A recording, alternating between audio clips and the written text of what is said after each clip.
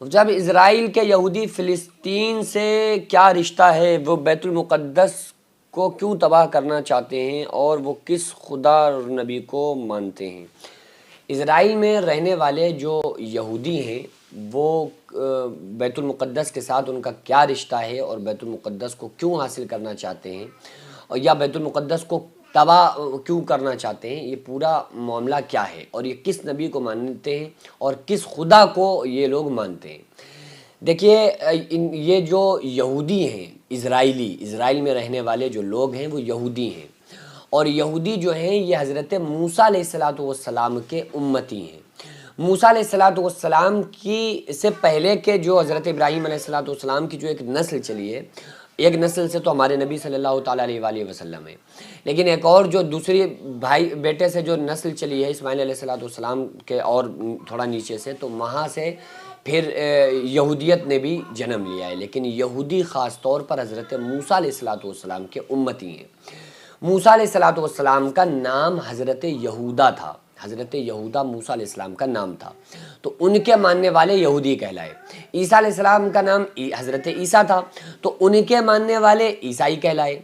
لیکن افسوس کہ ہم محمد رسول اللہ صلی اللہ علیہ وآلہ وسلم کو مانتے ہیں، لیکن ان کے ماننے والے محمدی نہ کہلا سکے، وہ فرقوں میں بڑھتے چلے گئے، طبقات میں بڑھتے چلے گئے، وہ اپنے آپ کو کسی نہ کسی فرقے کے اندر خود کو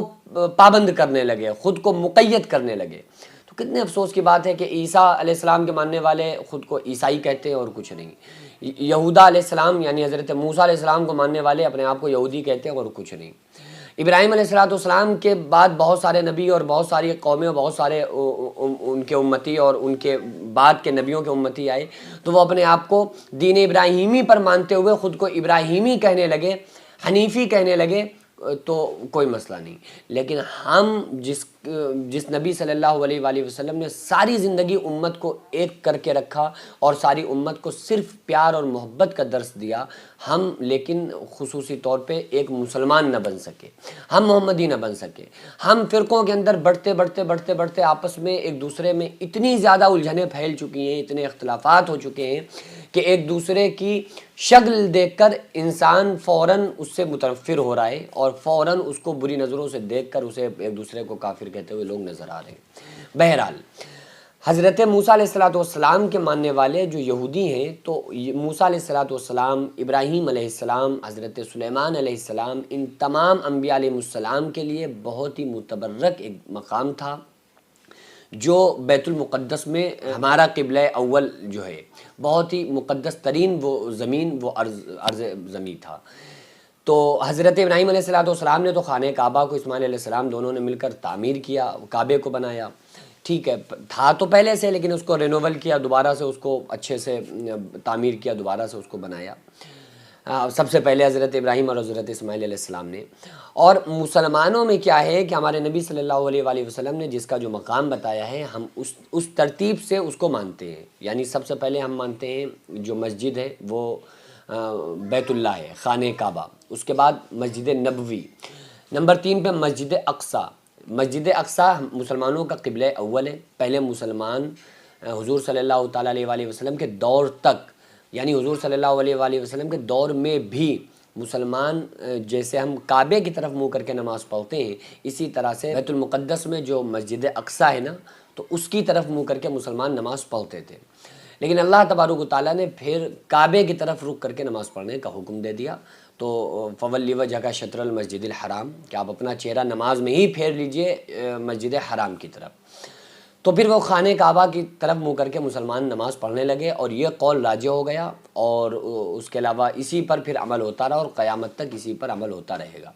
تو مسلمانوں کی نظر میں بیت المقدس کا، مسجد اقصیٰ کا ایک مقام ہے جو تیسرے نمبر پہ آتا ہے، کہ ہے تو ہمارا قبلہ اول، لیکن قبلہ اول اب ہمارا جو قبلہ دوم ہے، یعنی اب جس کی طرف ہم پریزنٹ میں جس کی طرف منہ کر کے نماز پڑھتے ہیں وہ کعبہ ہے۔ تو خانہ کعبہ کے بعد مسجد نبوی صلی اللہ علیہ وآلہ وسلم، اس کے بعد پھر مسجد اقصیٰ تیسرے نمبر پہ بہت ہی متبرک سمجھی جاتی ہے،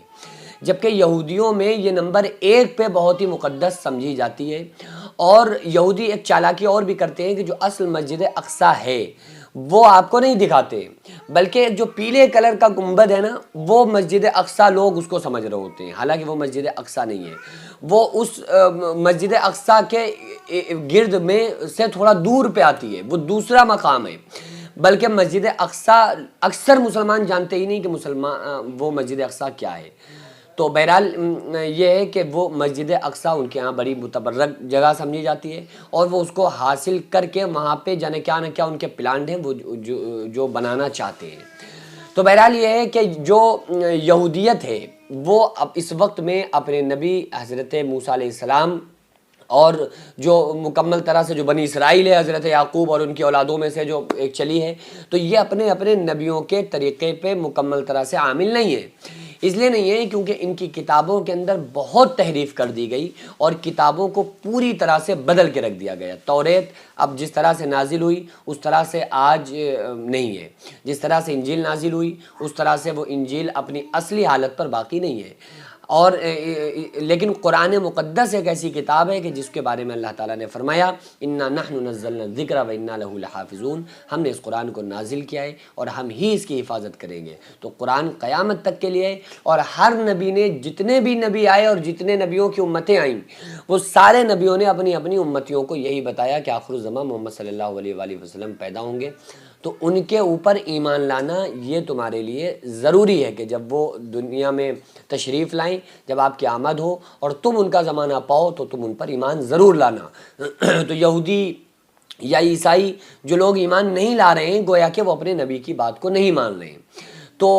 اور ان کی جو کتابوں میں تحریف کر دی گئی اسی کے مطابق پھر وہ عمل کرتے ہیں۔ تو اللہ کا شکر ہے کہ ہم اپنے نبی صلی اللہ علیہ وآلہ وسلم کے اس نبی کے امتی ہیں جس نبی کا امتی بننے کے لیے موسیٰ کلیم اللہ نے تمنائیں کی، عیسیٰ روح اللہ نے تمنائیں کی، اور حضرت نوح علیہ السلام نے دعا کی کہ کاش میں اس قوم کا نبی نہ ہوتا، میں محمد رسول اللہ صلی اللہ علیہ وآلہ وسلم کا امتی ہوتا۔